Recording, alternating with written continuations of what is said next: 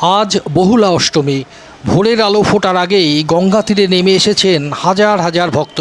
ভক্তির উচ্ছ্বাসে মুখরিত হয়ে উঠেছে সমগ্র নদিয়া জেলা। নবদ্বীপ, ফুলিয়া, শান্তিপুর, চাকদা, রানাঘাট সহ প্রতিটি ঘাট যেন পরিণত হয়েছে এক একটি তীর্থক্ষেত্রে। ব্রজভূমি বৃন্দাবনে আজকেরই দিনে শ্যামকুণ্ড ও রাধাকুণ্ডের যোগ সাধন হয়েছিল। এই বিশ্বাসেই বহুলা অষ্টমীর বিশেষ তাৎপর্য। শাস্ত্রমতে আজকের দিনে সমস্ত মহানদী আশ্রয় নেন রাধাকুণ্ডে। সেই উপলক্ষে সমগ্র ভারতবর্ষ জুড়ে নদী বন্দনার উৎসব পালিত হয় ভক্তিপূর্ণ আরতিতে। রাত পেরিয়ে শুভক্ষণ আসে ঠিক 12:08।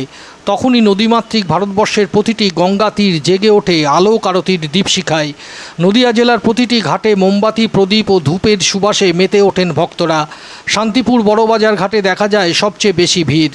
সেখানে উপস্থিত ছিলেন গোস্বামী প্রধান ও তার দল, যারা গঙ্গা পূজন, আরতি ও নানা আচার পালনের মাধ্যমে উৎসবের পরিপূর্ণতা দেন। স্নানযাত্রীদের ভিড়ে যাতে কোনো বিশৃঙ্খলা না হয় তার জন্য প্রশাসনের পক্ষ থেকে ছিল কঠোর নজরদারি। রানাঘাট জেলা পুলিশের কুইক রেসপন্স টিম ও বিপর্যয় মোকাবিলা বাহিনী সারা রাত সতর্ক অবস্থায় ছিল। ঘাটে ঘাটে পঞ্চায়েত ও স্বেচ্ছাসেবকদের পক্ষ থেকে ছিল আলো, নিরাপত্তা ও পানীয় জলের সুব্যবস্থা। রাতভর ভক্তদের গঙ্গা স্নান, গঙ্গা আরতি ও নাম সংকীর্তনে মুখরিত থেকেছে শান্তিপুর, ফুলিয়া ও নবদ্বীপের আকাশ। কেউ প্রার্থনা করেছেন নিজের মুক্তির জন্য, কেউ বা প্রিয়জনের মঙ্গল কামনায় হাত জোড় করেছেন নদীমাতার সামনে। আজ সকালেও ভক্তদের ঢল থামেনি।